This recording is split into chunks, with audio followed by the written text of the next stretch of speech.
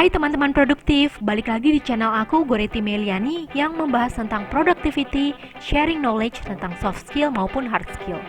Pastinya teman-teman udah nonton ya part satunya yang kita mengulas 7 kebiasaan orang yang sangat efektif dari bukunya Stephen Covey. Nah sekarang kita mulai yang part kedua, Begin with the End of Mind. Bagi teman-teman yang belum nonton part satunya tentang be proaktif, nonton dulu ya. Lanjut habit yang kedua. Ini tentang begin with the end of mind. Begin with the end of mind itu apa sih teman-teman? Kita lihat kata si Dr. Stephen Covey. Dia bilang, your most important work is always ahead you, never behind you. Ini sama sih, kayak kalau misalnya kita ada case, ya kita lihat ke depannya mau kayak gimana, solusinya tuh kayak gimana, jangan lihat ngeblame orang dulu gitu. Nah, kalau si Stephen Covey lebih mengarahkannya ini kepada goal lu tuh apa sih? Nanti pada saat lu tua, pada saat lu hampir meninggal, lu tuh mau diingat sebagai apa? Sebagai orang yang seperti apa? Nah, ketika lu udah menetapkan goal lu ini, lu tarik goal lu itu sampai ke present, sampai ke saat sekarang, terus lu bikin timeline deh. Gimana caranya biar nanti someday gue akan menjadi orang yang seperti itu. Jadi bikin timeline terhadap diri sendiri. Kita nonton videonya dulu ya, teman-teman.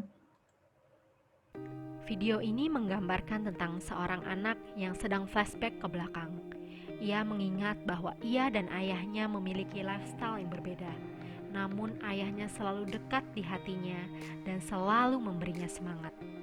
Itulah yang membentuk dirinya sekarang hingga sukses. Terima kasih ayah, katanya. Coba bayangkan ketika kita ulang tahun. Siapa yang berterima kasih kepada kita dan sangat senang akan kehadiran kita?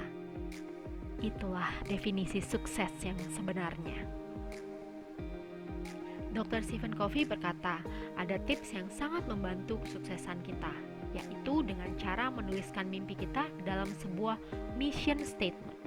Dalam mission statement itu, kita mengklarifikasi mau jadi apa kita nanti, mau karakter seperti apa yang mau kita lakukan dalam hidup kita, apa kontribusi kita, apa achievement kita yang akan kita lakukan pada hidup kita. Mission statement yang kita tulis ini memegang peranan penting dalam segala keputusan yang kita ambil dalam hidup kita. Ia juga berperan penting terhadap lifestyle kita sehari-hari. Ia pun akan mempengaruhi cara berpikir kita dalam menghadapi susah maupun senang dalam hidup ini. Mission statement kita bisa kita tulis dalam berbagai cara. Yang penting mission statement itu benar-benar menggambarkan diri kita dan mimpi kita. Ada yang menulis 1-2 kalimat saja, ada yang nambah-nambahin foto juga. Mission statement bukan hal yang bisa kita tulis satu malam selesai. Kita perlu pikirkan apa yang benar-benar kita inginkan dan apa yang mau kita lakukan untuk mencapai mimpi kita. Di sini Dr. Stephen Covey menceritakan bahwa beberapa tahun lalu ia duduk di tepi pantai. Beberapa jam dia memikirkan apa ya mission statement dia. Ia mulai memikirkan selama ini apa yang dia kerjakan dan karir yang dia bangun, tujuan akhirnya itu apa sih? Setelah dia menemukannya, dia merasa lega. Dia menjadi sudah tahu visi misi dia tuh apa sekarang. Viktor Frankl berkata, kita sebenarnya hanyalah mendeteksi misi kita dibanding menemukannya. Ketika kita sudah menemukannya, kita jadi tahu nih ke arah mana segala kegiatan, keputusan, dan apa yang kita kerjakan selama ini. Kita jadi punya tujuan yang jelas, kita harus berkomitmen seperti apa jadi jelas. Dalam mendefinisikan mimpi kita perlu betul-betul memikirkan keinginan terdalam dalam diri kita, tanggung jawab kita, hubungan kita dengan orang-orang kesayangan, nilai kita dari dalam diri kita sendiri. Bukankah semua orang akan mati pada akhirnya? Coba kamu ceritakan, apa yang akan kamu lakukan terhadap hidup kamu yang sangat berharga dan hanya satu ini? Nah, teman-teman, jadi di habit yang kedua ini, kita akan ada exercise sedikit. Nah, ini kita akan mencoba untuk membuat goal. Pasti ya teman-teman udah tahu dong, gue tuh pengen jadi apa 5 tahun ke depan, 10 tahun ke depan tuh udah tahu sebenarnya. Cuma mungkin belum ada yang benar-benar nulisin gitu tentang goal-nya, formulanya untuk achieve the goal, dan ini udah pasti nih yang harus be persistence ya. Jadi jangan biarin orang lain tuh kontrol hidup lu, tapi lu stick to apa yang udah lo rencanakan gitu misalnya. Nah, ini guide nih untuk setting goal-nya. Itu pakai rumus SMART. Harus spesifik mau jadi apa. Harus bisa keukur. Harus bisa kira-kira tercapai. Harus yang relevan. Dan harus ada time base-nya biar bisa lari lah, biar ada deadline-nya gitu.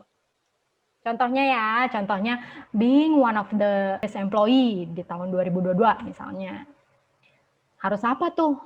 Ditarik kalau misalnya mau jadi best employee, mau jadi apa.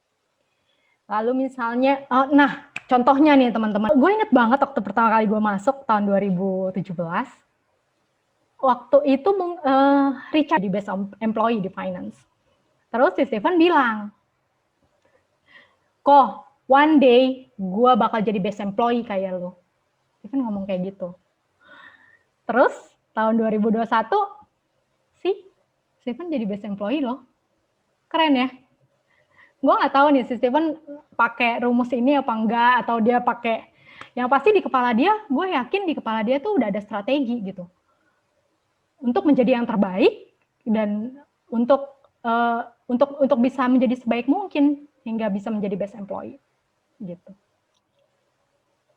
Atau misalnya nih Pak Syarif punya cita-cita mau jadi senior leader consultant misalnya Pak.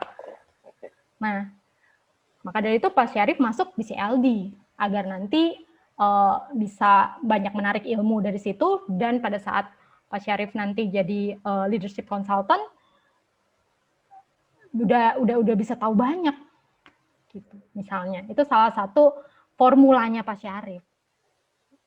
Atau misalnya Mbak Mira pengen punya restoran di Bandung, maka dari itu Mbak Mira mau beli 200 meter square land atau ruko di Bandung tahun 2023. Tarik tuh.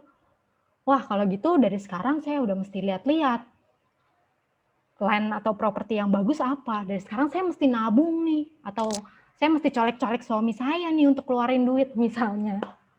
Atau misalnya Cicilia nih yang lagi seru TikTokan. Misalnya pengen punya follower dengan engagement 50%.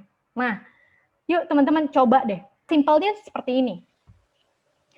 Timeline-nya gitu. Misalnya goal-nya itu dia pengen motivate people dalam segi hard skill dan soft skill dari YouTube video. Jadi mau jadi YouTuber tapi tentang pembahasannya tentang learning and development misalnya. Yang punya 100.000 view di tahun 2023 misalnya. Yang harus dia lakukan apa? Ditulis deh. Making video, harus belajar cara buat videonya, harus practice. Nah, dia buat deadline ini semuanya, teman-teman. Terus coba isi deh.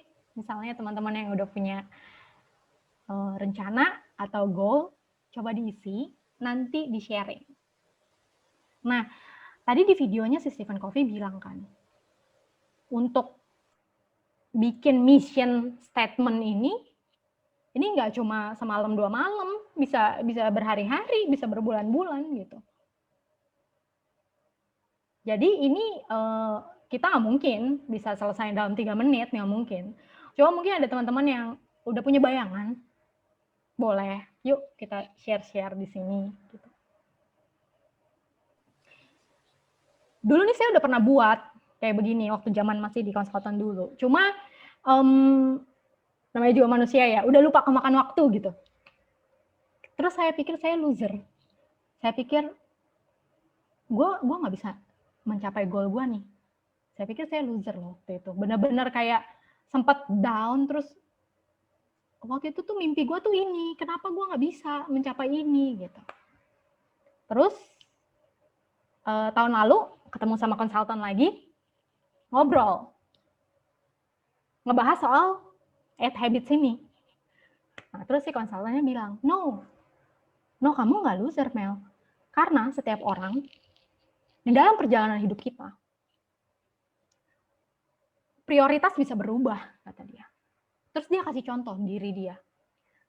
Saya dulu berencana S3, Mei, katanya. Tapi ketika saya punya anak kedua,